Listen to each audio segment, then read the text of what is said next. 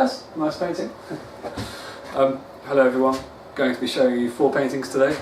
Going to be taking you through them, explaining the different thought processes that went on during the different processes, the different stages of these paintings.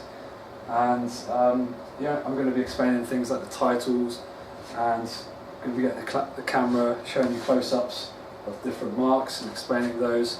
So it's going to be fun.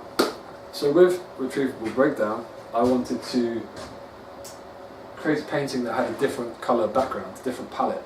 Usually I go with like this earthy toned, sandy yellow toned background, because I like to build upon that.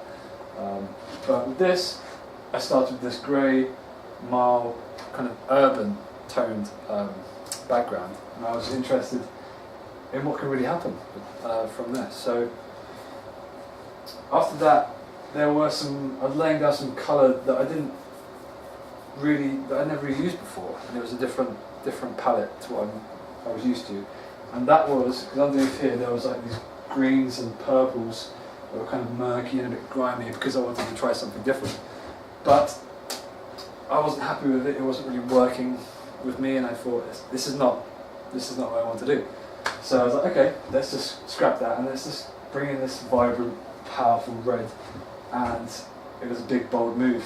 You know, it's just, because it's a bold red.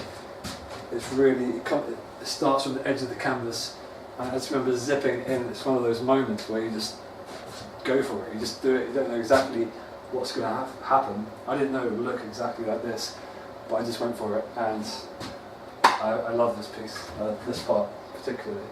I just want to show you a close-up of this painting, and particularly this mark here, which I was just talking about. So like the red, I started there from the edge of the canvas, as I said, and it remains like a red until here, and then I think I dipped the red into some white and some yellow, or I put some white and yellow into the red bucket where I was mixing, where I had mixed the red, and then I just made this mark. Like I said, I made the mark, and I didn't think about it too much. I just knew something explosive and energetic would come from it, and it's just one of my favourite marks, because you haven't, like I said, you don't have 100% control over it, but just how it blends, like here, you know, between the red and yellow, and yeah, that's just I think that's the main feature of the painting right there. So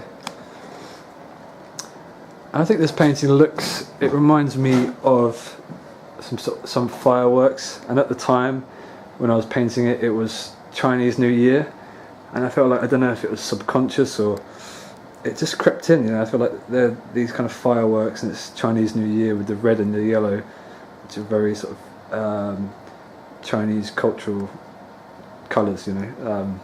They're very prominent in the Chinese culture and decoration and everything. So yes, it's a very energetic painting with these zippy marks, like this one here. Again, I didn't have 100% control over the colours that come out, but it's just got the energy there, and that's what I was going for. Another one of my favourite parts about this painting are the yellow splats.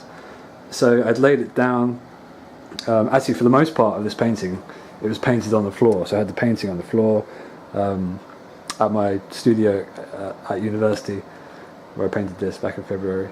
And yeah, I was flicking the paint out of the bucket and just dripping it, you know, like the big splodges that are here, they're just dripped on. The yellows, they create this energy that supports like the strong, bold red, and also just subtly calms that bold red down and makes it, you know, tames it in a way. It just softens the red, so it's not so harsh to look at. And also that's mainly what the blue, that cold, cool, I like to call it a cool blue that you see here. This was obviously a layer after the red, and it just cooled it down. Otherwise, let's just take a step back in sort of the grand overall picture of it. Imagine if that blue wasn't there, it would just be very bold, very strong. I think too strong with the red and those colours.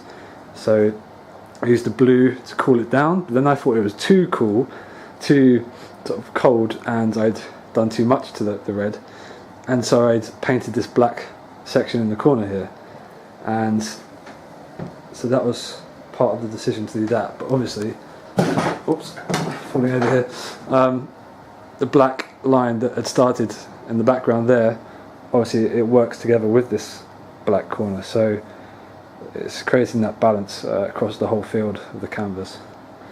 Again, that's the whole idea with this painting, this balance across the whole canvas. So the yellow sort of spreads from these corners all the way across here, even to these little edges over here. So balance is key. Just a quick explanation on the title.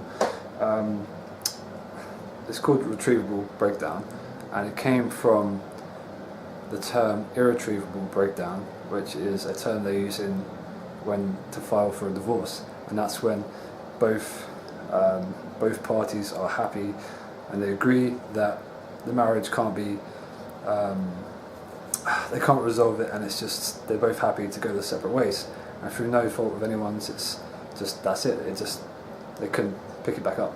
So with this, there was times when I used that palette underneath where I thought, damn it, it's not working, but I'm going to retrieve it, and I did with these bold colours, and so it was a breakdown at the start, but I kind of retrieved it. And, you know, I like to play on words like that, so that's the explanation of the title of this painting. On to the next one.